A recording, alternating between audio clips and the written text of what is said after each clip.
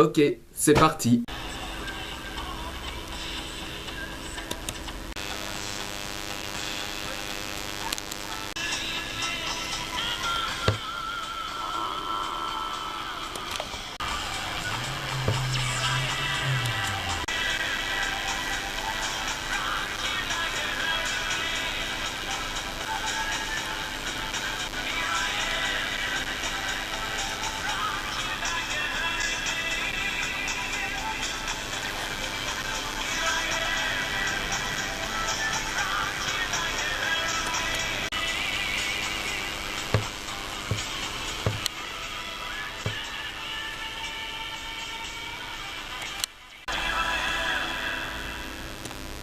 Bonjour tout le monde, soyez bienvenus à ce tout nouvel épisode du CBGBC. Aujourd'hui on va lever les voiles, remonter l'ancre et partir à l'aventure, car on va parler d'une saga très mythique. On va parler de la trilogie originelle.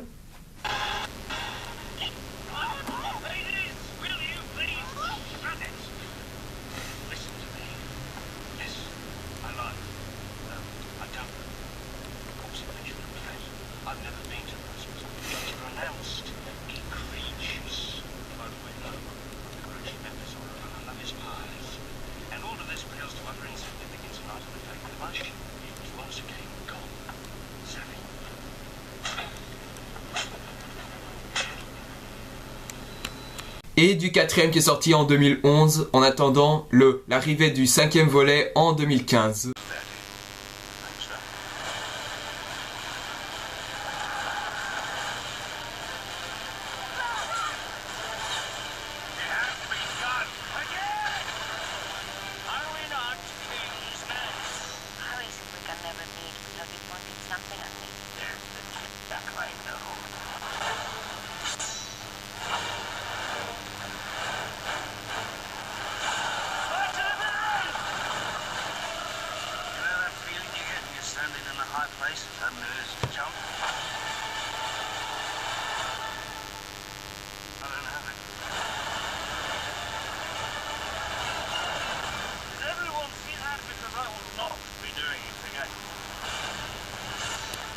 Et oui, il s'agit de la saga Pirates des Caraïbes, dont le premier est sorti en 2003 sous le nom du Malédiction du Black Pearl. Le deuxième sorti en 2006 sous le nom le secret du coffre maudit. Le troisième en 2007 avec comme nom Jusqu'au bout du monde. Et le quatrième, la Fontaine de Jouvence, sorti en 2011. Les trois premiers sont réalisés par Gore Verbinski, le réalisateur de Lone Ranger, de Rango et de la souris et même du remake de The Ring. Et Rob Marshall, lui, il a réalisé le quatrième. Dans le casting, on peut retrouver Johnny Depp, qui est devenu l'acteur iconique de Pirates des Caraïbes, Orlando Bloom, Keira Knightley, c'est comme ça que ça s'appelle, et Geoffrey Rush, qui a comme rôle Barbossa. Donc voilà, ça c'est pour le casting. Maintenant, passons à l'histoire du film et de son succès. Qu'est-ce que l'histoire de Pirates des Caraïbes? C'est très simple. Pirates des Caraïbes, c'est l'histoire c'est les aventures du capitaine Jack Sparrow et de Will pour sauver le monde des pirates d'une terrible menace due à un certain Lord Beckett. Ça c'est le scénario des trois premiers. Et qui a comme allié Davy Jones, qui n'apparaît qu'à partir du deuxième film. Et quant au quatrième, c'est Jack Sparrow qui est en quête de la Fontaine de Jouvence qui est accompagné d'une ancienne collègue qui est interprétée par Penelope Cruz, de Barbe Noire qui est interprétée par Ian McShane et Geoffrey Rush donc qui est Barbossa. Donc voilà, c'est une histoire assez générale, on peut dire. L'histoire, même si elles sont très longuettes pour chaque film, elle vaut quand même le coup d'œil, même si c'est un univers qui ne plaira pas à tout le monde. Niveau succès, avec un budget important de plus de 100 millions de dollars pour le premier, il en réunira 500 millions, ce qui en fait un hit au box-office à cette époque, à l'année de sa sortie. Puis le deuxième film, avec 200 millions de dollars, il réunit 1 milliard de dollars, ce qui fait de ce second film un très très bon succès, faisant de lui l'un des meilleurs films de tous les temps. le troisième film avec 300 millions de dollars qui fait de lui le film le plus cher de l'histoire du cinéma. Il en réunit 900 millions de dollars, ce qui fait de lui le film qui a rapporté le plus d'argent pendant l'année 2007, ayant dévancé d'autres films comme Harry Potter et l'Ordre du Phénix. Puis le dernier volet, avec 200 millions de dollars, il en réunit 1 milliard de dollars, ce qui fait de lui, ce qui est le deuxième film à avoir atteint ce but, et ce qui fait de lui un très bon succès. Pour ce qui est des critiques, les critiques sont en même temps positifs et mitigés. Le premier a eu par exemple des très bonnes critiques, le deuxième a eu des critiques assez moyennes, le troisième des critiques assez moyennes à cause de sa complexité, et le quatrième film, il a la cote la plus basse de la saga. Quant au cinquième volet, il est prévu pour sortir en 2015, mais j'ai lu quelque part qu'il va sortir en 2016, donc affaire à suivre. Commençons par le premier film, La Malédiction de Black Pearl. Comme premier film, il nous met directement dans le bain.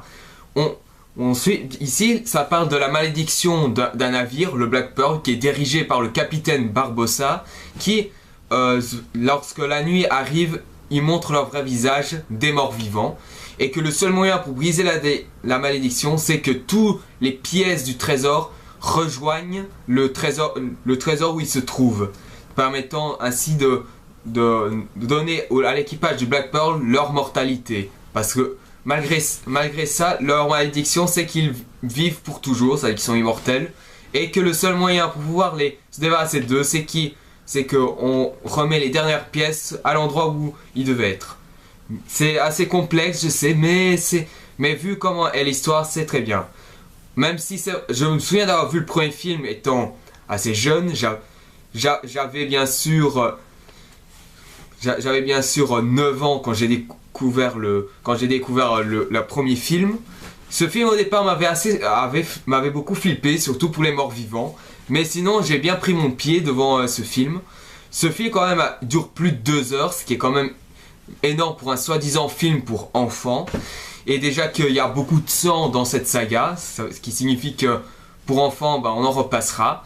Et pour ce qui est des personnages, le personnage de Jack Sparrow, rien à dire, c'est vraiment le meilleur personnage de tout le film. En même temps, mégalo, puéril et badass. Will est aussi un très bon personnage, même s'il est un peu mis de côté à côté de Jack Sparrow. Puis il y a Barbossa qui est vraiment l'un des meilleurs méchants l'un des meilleurs méchants dans cette saga, même s'il n'est que le méchant que dans le premier film. Le deuxième film il ne fait qu'une bête apparition à la fin. Et quant au troisième, il est gentil, et dans le quatrième également. Pour ce qui est des autres personnages, à savoir Elizabeth Swann, qui est la petite amie de Will, ici elle est aussi très bien, mais comme pour Will, elle est en retrait par rapport à Jack Sparrow. Puis, pour ce qui est d'autres personnages comme David Jones ou même Barbe Noire, pour ma part, c'est pas le méchant qu'on aurait pu aller un peu plus loin. Pour moi, le meilleur méchant, même si Barbossa j'aime beaucoup, c'est David Jones qui est juste incroyable, qui a vraiment souffert, ici on a vraiment une raison pour qu'il veut se débarrasser de Jack Sparrow. Pour ce qui est des autres personnages, les morts vivants, les sirènes, le kraken, etc., sont juste des monstres que les héros doivent affronter. Il n'y a rien de plus simple. Alors, la réalisation du premier film, Gore Verbinski a vraiment fait un très bon boulot au niveau mise en scène et aussi aux effets visuels. C'est vraiment bien fait. Ça nous donne vraiment dans le bain. Même si on a un peu tendance à dire que ça traîne en longueur, on peut voir également que ici ça marche super bien. Les acteurs sont vraiment impliqués, ils font leur show. Et mention spéciale à Johnny Depp et à Geoffrey Rush qui sont vraiment dans leur personnage. Niveau scénario, on peut dire que ici c'est assez bien. Enfin, c'est un peu un scénario des contes qu'on raconte pour enfants. Et franchement, le Pirates des Caraïbes, la saga, est un peu une référence à nos rêves d'enfance. À savoir, bien sûr, le fait qu'on voulait être pirate. Mais d'un côté, il n'y a pas que cela. Il y a aussi les chevaliers, il y a aussi bien sûr le fantasme par rapport au Seigneur des Anneaux grâce à grâce aux magiciens, les elfes, les nains, etc. Et petite mention spéciale, la saga Pirates des Caraïbes est sortie la même année que le Retour du Roi, à savoir le dernier volet de la saga des Seigneurs des Anneaux, ce qui n'est peut-être pas une grande coïncidence, peut-être que à mon avis Gore Verbinski savait que, allez, comme le dernier volet du Seigneur des Anneaux va arriver, même si mon film va pas être le succès de cette année, ben je vais quand même faire le film qui rivalisera avec celui-ci, même si le Seigneur des Anneaux est conclu. Pour une fois, je trouve que comme concurrent au Seigneur des Anneaux, enfin concurrent un peu tardif, il s'en sort pas trop mal. Et franchement, moi je suis heureux de ça. Parlons des scènes d'action. Les scènes d'action sont en même temps rigolotes et assez bien faites. Surtout dans la fight finale dans l'île où se trouve où se terre l'équipage du Black Pearl. Et ainsi que le trésor de celui-ci. Pour ce qui est... Ou encore bien sûr des nombreux combats à l'épée qui sont assez virevoltantes. Et des batailles navales vraiment très bien. Pour ce qui est bien sûr... ce que peut être le petit défaut du premier film, c'est peut-être sa durée. Plus de 2 heures, ce qui est quand même énorme.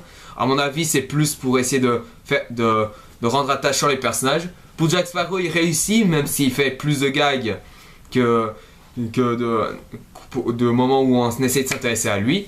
Mais sinon, voilà, je trouve que voilà, le petit point négatif du film, c'est quand même sa durée. Et c'est quand même le seul point négatif, vraiment négatif, que j'ai vu dans toute la saga. Après, c'est chacun ses goûts. Donc, pour conclure, pour moi, le premier film de la saga Pirates des Caraïbes est excellent. C'est à conseiller, c'est vraiment très bien. C'est virevoltant, c'est amusant, c'est épique. Même, on peut bien sûr reprocher sa durée, ce qui est quand même dommage, mais pour ma part, cette durée devient un petit détail puisque le film en soi suit bien la durée. Donc, passons au deuxième film. Alors, Pirates des Caraïbes 2, le secret du coffre maudit. Alors, ici, ce deuxième film, il est pas mal non plus. Je le trouve un poil meilleur que le précédent. Le deuxième est beaucoup plus rythmé et il donne l'apparition d'un de mes méchants préférés de la saga Pirates des Caraïbes, c'est Davy Jones, qui est le chef des hommes poissons du Hollandais volant, qui est vraiment super classe. C'est un bateau qui peut survivre en dessous de l'eau et qui, en plus de ça, Davy Jones peut faire apparaître un kraken. Et je pense que c'est à partir de cette scène-là que Louis Leterrier s'est inspiré pour le Kraken dans son remake du Choc des Titans. Ce qui est pas trop mal, même si le Kraken du Choc des Titans ressemble plus à un extraterrestre qu'autre chose, mais bon. Pour ce qui est de réalisation, Gore Verbinski est fidèle à lui-même. C'est toujours aussi rythmé, bien filmé, très très bonne. Les acteurs, ils font leur show. Ils sont vraiment incrustés dans leur personnage. Niveau scénario, c'est bien, c'est un poil meilleur que le premier, même si j'aurais bien voulu un vrai combat final, parce que le combat final du deuxième, c'est le combat entre le Black Pearl et le Kraken, que je trouve moins épique que le combat final dans le premier film, où Jack Sparrow combat Barbossa. Et ce qu'on peut dire des effets spéciaux, toujours assez bon, et mention spéciale au design de Davy Jones qui est juste super bien fait. Ce qu'on peut dire pour ce film là, c'est que Jack Sparrow, c'est à partir de là que Jack Sparrow a vraiment toute son importance, parce que là bien sûr il y a l'apparition de Davy Jones, mais aussi on apprend que Jack Sparrow il connaissait Davy Jones bien avant qu'on rencontre le personnage de Davy Jones et de Jack Sparrow aussi. Pour ce qui est bien sûr des certains rebondissements, il y en a encore, même si c'est vrai que je les trouve un peu moins marrantes que le premier. Pour ce qui est bien sûr de les scènes des îles 4 vents, avec des îles 4 vents, des îles des cannibales, etc. et autres, je trouve que ces scènes-là sont assez bien faites, très bien filmé, très dynamique. Bref, c'est assez agréable à regarder. Je me répète, je sais, mais pour le moment même où le Kraken apparaît, au départ ça apparaît anecdotiquement jusqu'à ce qu'on le voit quasiment en entier. Il est très imposant et très monstrueux aussi. Et comme quoi, moi, je suis content. Et niveau point négatif, enfin, il n'y a que vraiment un que je sais, c'est sa longueur. Mais il y a aussi un autre truc, même si c'est un petit détail, c'est que il y a certains personnages, comme par exemple Jack Sparrow, à un certain moment, on le voit tomber. Il s'écrase sur plusieurs ponts, puis il arrive en bas, il se relève tranquille. Il s'est fait mal, mais il est tombé du vide, mais tant pis. Franchement, moi, quand je voyais ça, je disais, avec une chute pareille, il serait mort. Ici, non. Mais bon, à mon avis, il faut comprendre quand même que c'est un film assez spécial. Les Pirates des Caraïbes sont des films assez spéciaux, on peut dire. Et c'est pour ça que j'aime bien cette saga. Pour ce qui est autre chose, vraiment autre chose, c'est bien sûr les combats entre Black Pearl et le Hollandais volant. Il n'y en a pas beaucoup, mais c'est vrai que j'aurais bien voulu qu'il y en ait un peu plus. Pour ce qui est de la caractérisation de David Jones, je trouve que ici c'est un peu anecdotique. On voit le personnage, on prend un peu du temps pour l'apprécier, etc. Mais ici on a très peu d'éléments pour vraiment être impliqué par son histoire. Mais sinon voilà, le personnage reste quand même assez cool malgré ça. Et son paroxysme, c'est dans le 3e volet, le dernier film où il apparaît. Comme quoi voilà, même si le méchant peut être le meilleur de tous les personnages, il doit quand même mourir. C'est le destin de tous les méchants. Voilà, donc pour conclure, oui je sais, je vais assez vite, mais je dis quand même mon temps pour dire ce que je pense. Le deuxième film est un poil meilleur que son prédécesseur.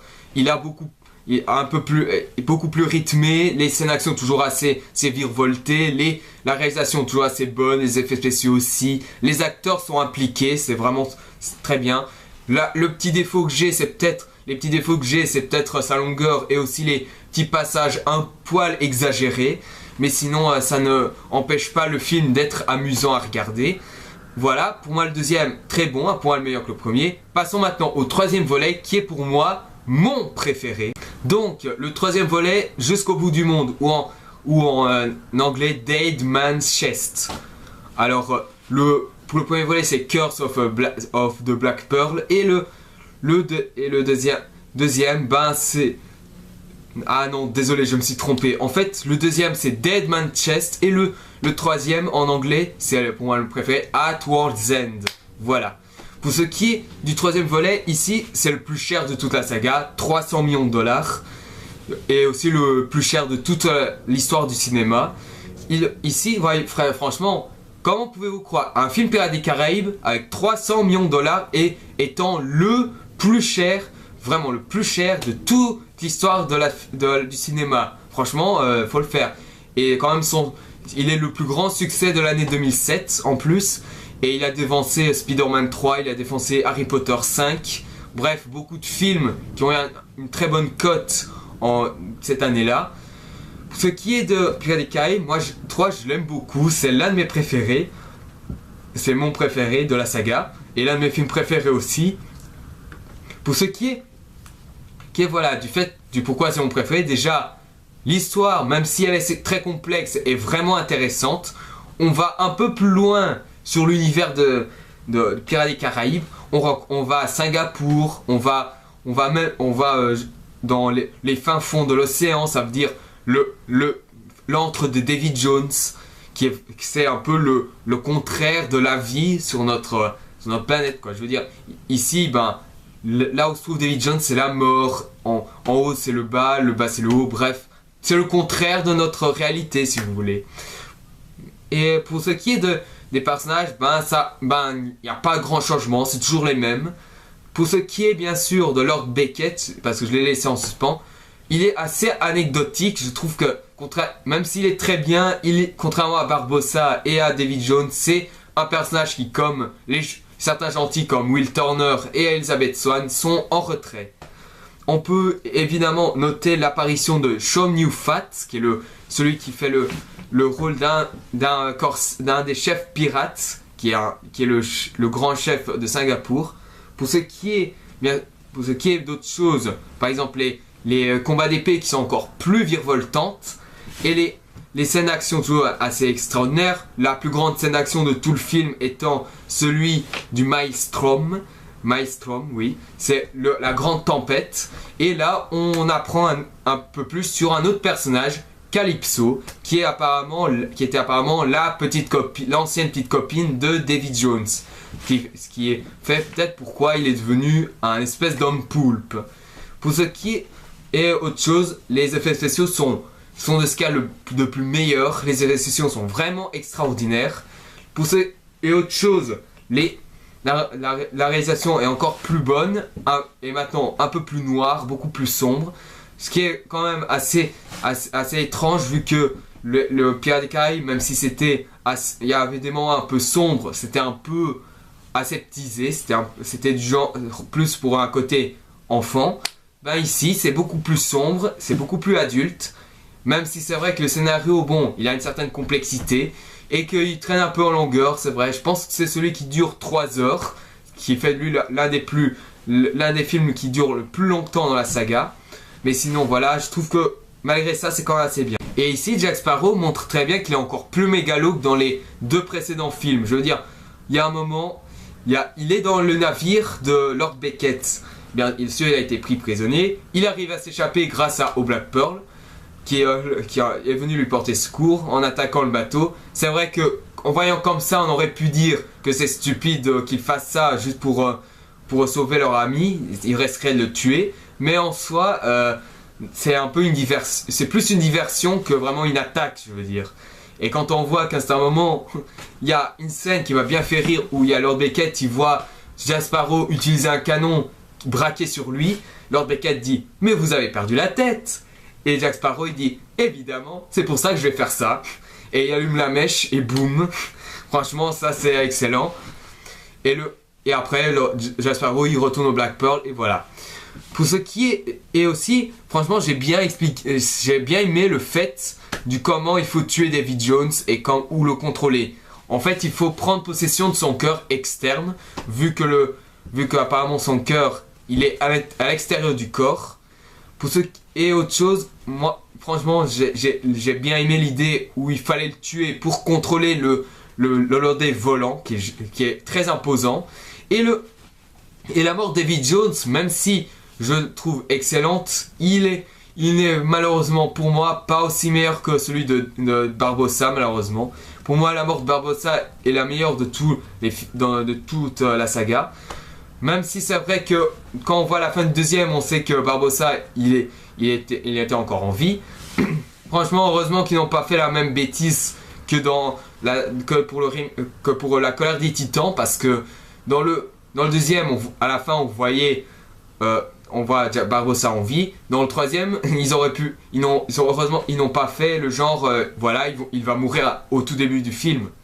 Non, ça ne va pas. Je veux dire, dans le colère des Titans, c'est ça que j'avais un peu reproché à ce film, même s'il est très pourri. C'est que, voilà, le remake de Louis Leterrier, il s'est terminé par Io qui était ressuscité, qui est la femme de Persée. Et dans le deuxième, on revoit Persée enterrer Io. Ça n'a servi à rien alors. Le premier film, le remake, j'aime bien, mais c'est vrai que cette fin m'a vraiment me laissé perplexe. Et le deuxième volet confirme mon point de vue. Donc voilà. Je vais terminer pour le troisième film. Pirates des Caraïbes 3, je trouve que c'est une bonne conclusion pour la trilogie. C'est le meilleur de la saga, très sombre, très plus dynamique, beaucoup plus déjanté. Les personnages sont toujours aussi bons, la réalisation est toujours aussi fluide, les effets spéciaux sont extrêmement bons, il n'y a rien à dire. Pour un film avec 300 millions de dollars, là franchement, je dis chapeau à Gore Verbinski.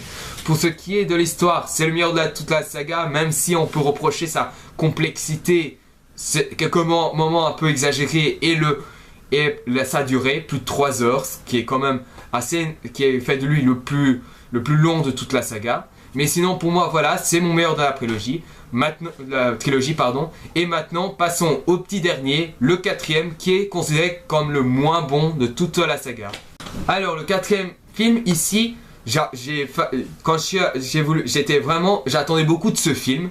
Je l'ai vu 2 fois. La première fois, j'étais un peu déçu parce que déjà pour certains points, certains personnages qui n'apparaissaient pas, comme Will Turner et Elizabeth Swann, ils mettaient plus l'accent sur Jack Sparrow, Barbossa et sur d'autres personnages comme le personnage de Penelope Cruz ou Barbe Noire.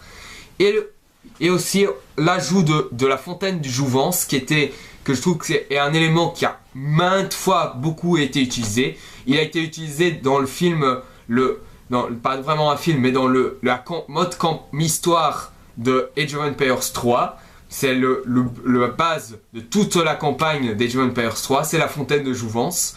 On peut également retrouver des sirènes, qui est vraiment classique dans les histoires de pirates.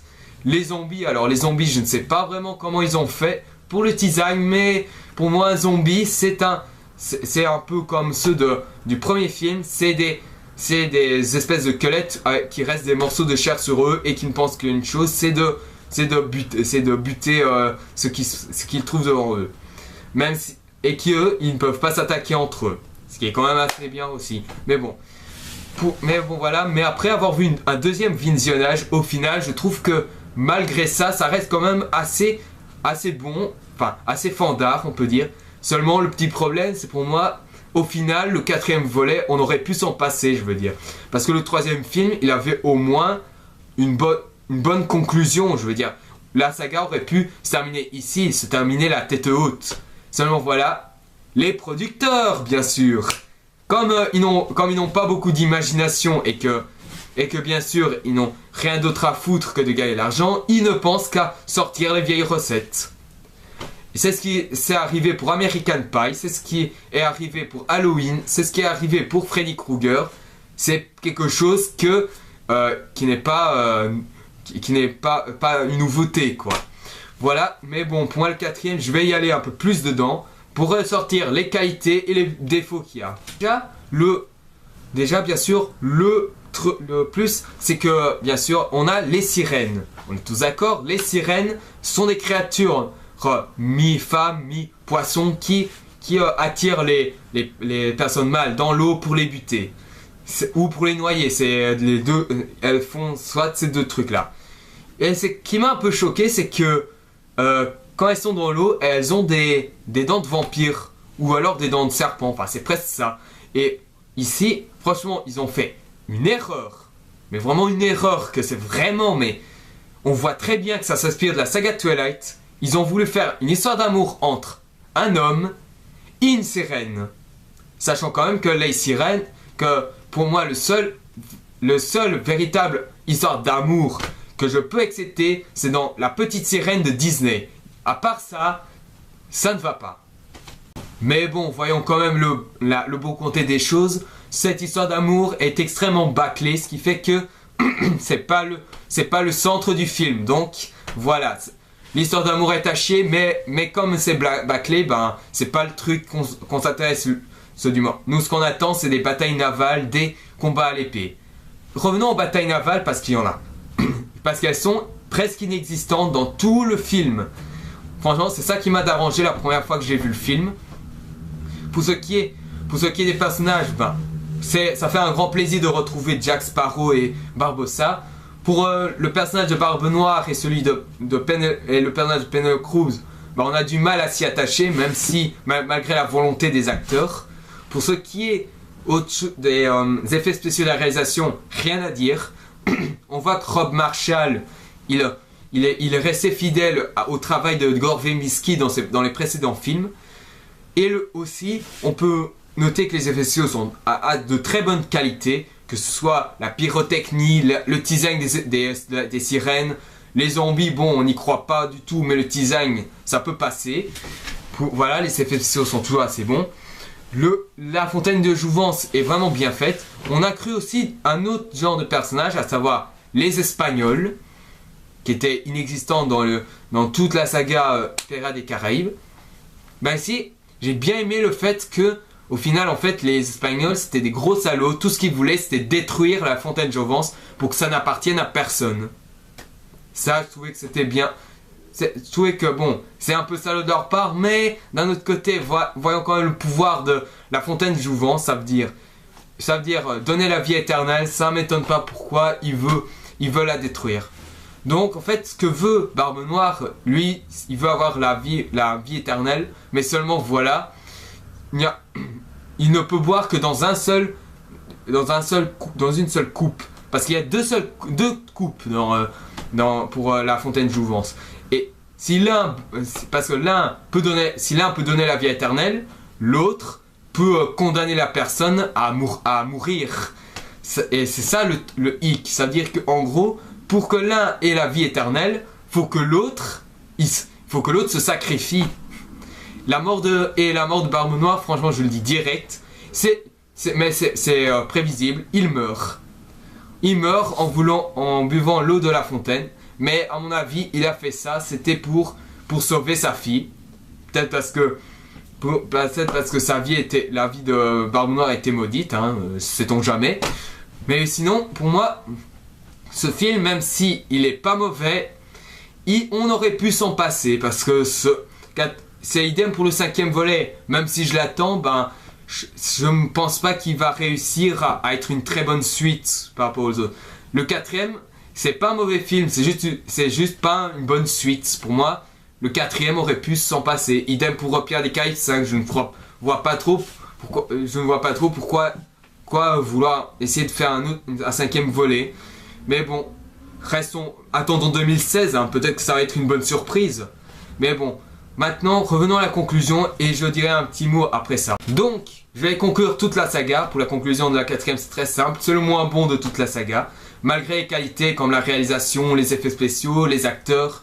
Bref, le problème vient parfois du scénario qui est pas original pour une cacahuète. Ou alors pour certains dialogues qui me laissent à désirer. Ou une histoire d'amour vraiment bâclée qui franchement, on aurait pu le zapper tout court. Ou encore, bien sûr, le méchant qui n'est pas aussi charismatique que Barbossa et Davy Jones. Donc voilà. Pour ce qui est de la saga, est-ce que je vous conseille Pirates des Caraïbes 1? Oui. Si vous êtes tenté par l'aventure, c'est pour vous. C'est excellent. Le deuxième film, est-ce que je vous conseille? Est bien meilleur que le premier. C'est plus rythmé, c'est à se marrer. Le troisième, c'est celui que je vous recommande vivement. C'est le meilleur de toute la saga et qui a la meilleure conclusion de toute la saga.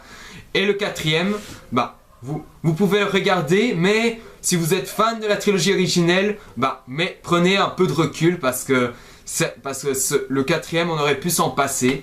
C'est parce que le troisième avait une meilleure fin et la Pirates des Caraïbes aurait pu se terminer la tête haute et être en paix, quoi. Voilà.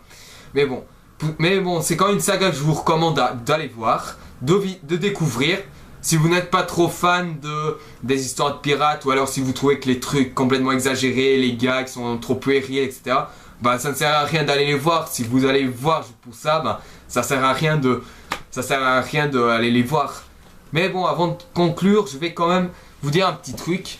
Parce que j'entends souvent certaines personnes, j'ai vu la critique de Seb Morgan, alias bien sûr le jour le plus con, qui maintenant a terminé les vidéos. Il est appelé aussi Grumpy Seb. Il n'aime pas Pirates des Caraïbes. Ça, jusque là ok, je n'ai rien contre ça. Il n'aime pas Pirates des Caraïbes, c'est son choix. Seulement voilà, le problème que j'ai par rapport à sa critique, c'est que j'ai l'impression qu'il a zappé les quelques qualités de la saga. Je veux bien que la saga ne peut pas plaire à tout le monde. Là, je suis d'accord. Mais d'un autre côté, voilà, même si c'est son avis, je trouve que quand même, le Pirates des Caraïbes a quand même des qualités qui ne sont pas négligeables. Je vais prendre un exemple. Prenez par exemple Twilight. Je déteste. La saga Twilight, je la déteste, je l'ai dit. Mais voilà, j'aurais bien voulu que... Mais voilà, la qualité aurait voulu que si le film détruisait la mythologie, ça aurait été déjà insultant, mais au moins donner une meilleure histoire d'amour. Ce qui n'est malheureusement pas le cas, ce qui fait que cette saga, elle est maudite. Prenons un deuxième exemple. Je risque de me faire descendre, mais voilà.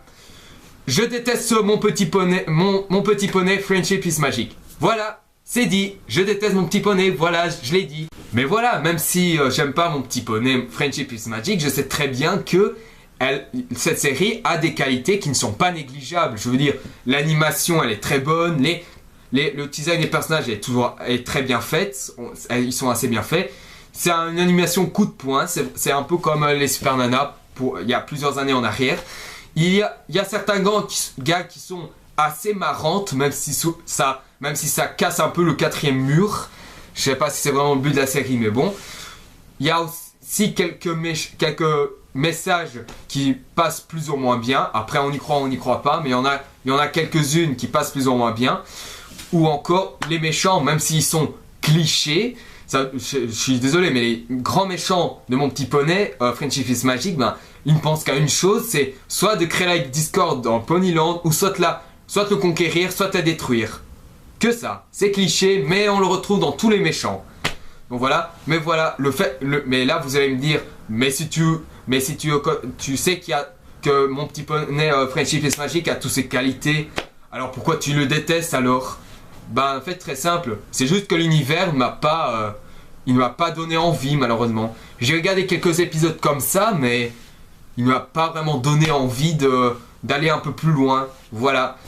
Voilà, je veux dire, comme je l'ai dit, mon petit poney Friendship is Magic, je déteste, mais je reconnais qu'il a des qualités. C'est comme Pirates des Caraïbes, je veux dire, il a des... Même si j'aime bien cette saga, je suis quand même d'accord qu'il y a petits défauts qui pour moi sont des détails, mais qui pour certains sont des gros cailloux. C'est un peu comme ce qu'a dit Seb Morgan, alias le jour le plus con. Je veux dire, j'aurais bien voulu qu'il aurait parlé un peu plus des qualités, mais en soi, puisqu'il n'aime pas Pirates des Caraïbes pour les défauts qu'il a répétés, ça va, je vais pas lui gueuler dessus, donc voilà. Donc, merci d'avoir vu cette vidéo, j'espère que ça vous a plu quand même. Mettez un j'aime si vous avez aimé, partagez ma vidéo si vous avez envie. N'oubliez pas de me poser des questions et de laisser des commentaires. Abonnez-vous à ma chaîne si vous voulez savoir un peu plus sur mes prochaines vidéos. Pour ce qui est et si vous êtes nouveau à découvrir ma chaîne, regardez mes précédentes vidéos pour voir ma petite amélioration au fur et à mesure des vidéos.